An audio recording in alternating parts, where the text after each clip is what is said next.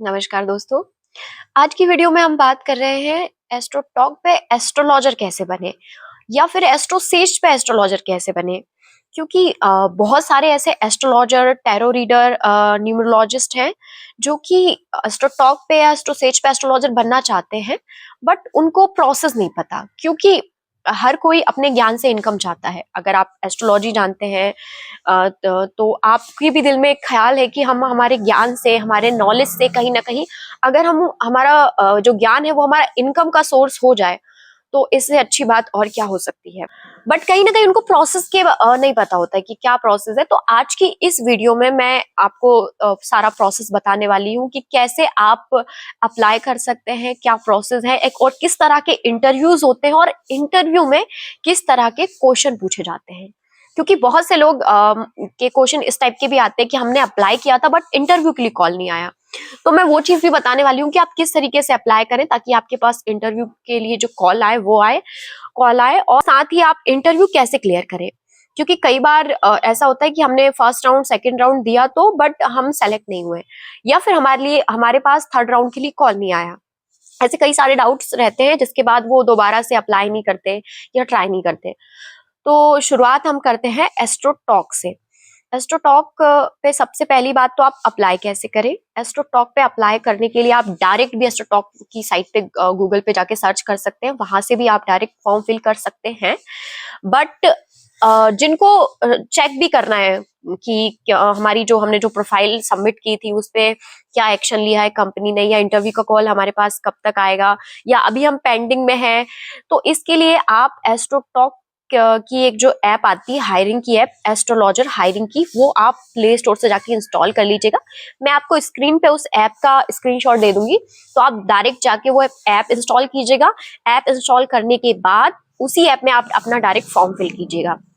ठीक है, आप फॉर्म फिल करते हैं, देन उसके बाद with in 1 month, because AstroTalk का ऐसा है कि जब उनके पास हायरिंग होती है एस्ट्रोलॉजर की, वो तब कॉल करते हैं। कई बार तो ऐसा भी होता है कि वो जैसे आपने फॉर्म फिल किया, विद इन 1 वीक कॉल आ जाता है फर्स्ट राउंड के लिए। देन सेकेंड राउंड के का प्रोसेस होते होते टाइम लग जाता है बहुत, मान लो 1 मंथ हो जाता है। वो उसका रीजन ये है कि जब उनके पास हायरिंग है, उनको तुरंत एस्ट्रोलॉजर को ज्वाइन करवाना है, तो वो तुरंत आपका जो इंटरव्यू प्रोसेस है बहुत जल्दी हो जाएगा। बट जब तक उनके पास हायरिंग नहीं है तब तक आपके पास कॉल नहीं आएगा। तो आप ऐप में जाके अपनी प्रोफाइल सबमिट कर सकते हैं। उसमें ऐप में एक चीज अच्छी है कि आपकी प्रोफाइल जो है आपको शो होती रहेगी। जैसे आपके पास फर्स्ट राउंड के लिए कॉल आ जाता है तो आप ऐप में शो हो जाता है कि आपने फर्स्ट राउंड क्लियर कर लिया है, देन सेकंड राउंड के लिए वेट कीजिए। सेकंड राउंड हो गया है तो थर्ड राउंड के लिए वेट कीजिए। और अगर आप सेलेक्ट हो गए हो, जैसे तीनों राउंड कंप्लीट हो गए हैं और आप सेलेक्ट हो गए हो, तो मतलब सिलेक्शन के लिए भी वो शो कर देते हैं उसमें।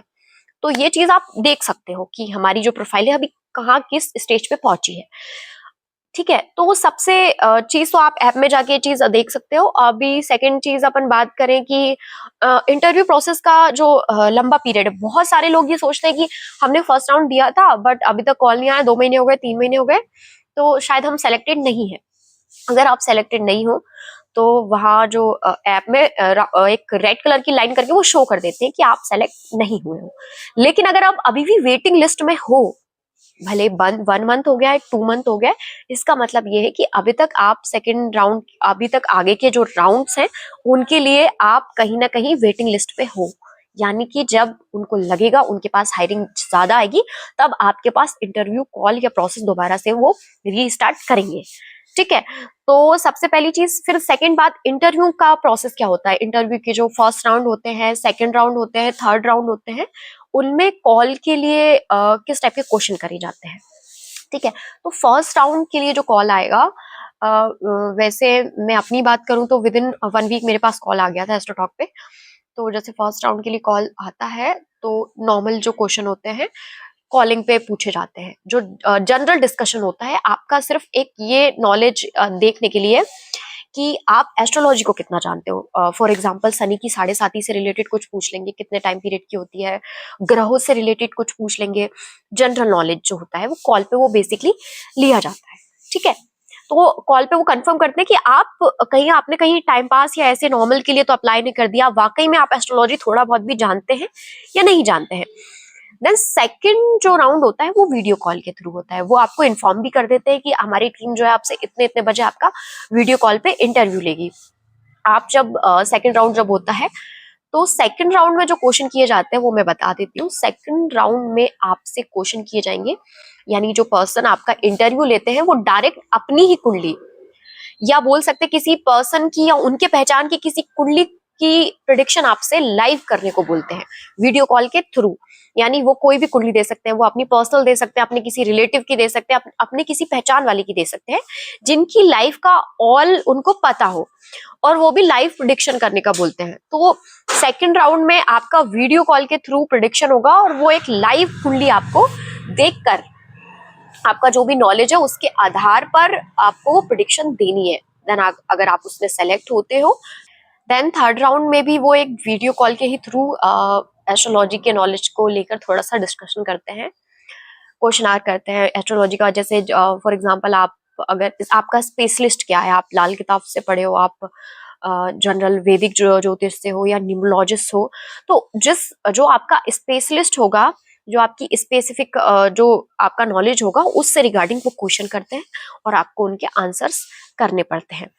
सेकंड चीज मैं आपको बता दूं कि आपको फॉर्म में फिल करना होता है कि आपको क्या क्या नॉलेज है एस्ट्रोलॉजी में। जैसे कि आप अगर न्यूमरोलॉजी के बारे में जानते हैं, आप न्यूमरोलॉजिस्ट हैं, तो आपसे न्यूमरोलॉजी के अकॉर्डिंग बात की जाएगी। आप टैरो कार्ड रीडर हैं तो हो सकता है जो इंटरव्यू आपका ले वो टैरो स्पेशलिस्ट हो।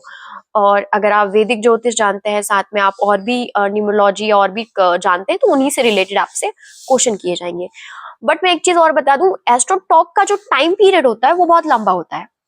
हो सकता है 1 महीने भी हो जाए तीनों राउंड कंप्लीट होने में, बिकॉज उनका ऐसा होता है उन्होंने फर्स्ट राउंड क्लियर किया, देन हो सकता है उनके पास हायरिंग और अभी ना हो तो वो आपको होल्ड पे रखते हैं।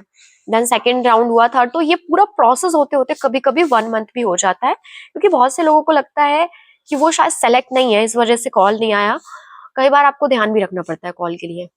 स्पेशली मैं एस्ट्रोटॉक वालों को ये चीज एस्ट्रोटॉक के लिए जो अप्लाई करे उनको बता दूं कि एस्ट्रोटॉक वाले जो हैं वो कॉल आपको कभी कभी करते हो और आप मिस कर देते हो कॉल। तो हो सकता है कि आपके पास रिटर्न बैक कॉल ना आए, या आपके पास कोई मेल या मैसेज आ जाए कि आपने कॉल नहीं रिसीव करा है, तो आप रिटर्न मेल कर सकते हो या बात कर सकते हो।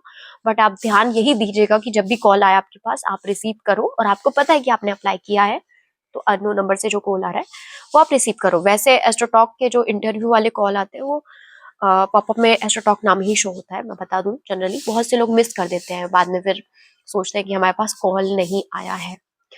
तो जो भी लोग इंटरव्यू के लिए तैयारी कर रहे हैं वो आप एस्ट्रोटॉक पे अभी हायरिंग चल रही है, आप अप्लाई कर सकते हैं। जो भी लोग एस्ट्रोटॉक ज्वाइन करने का सोच रहे हैं वो अभी जाके एस्ट्रोटॉक वाली ऐप पे अप्लाई कर दे।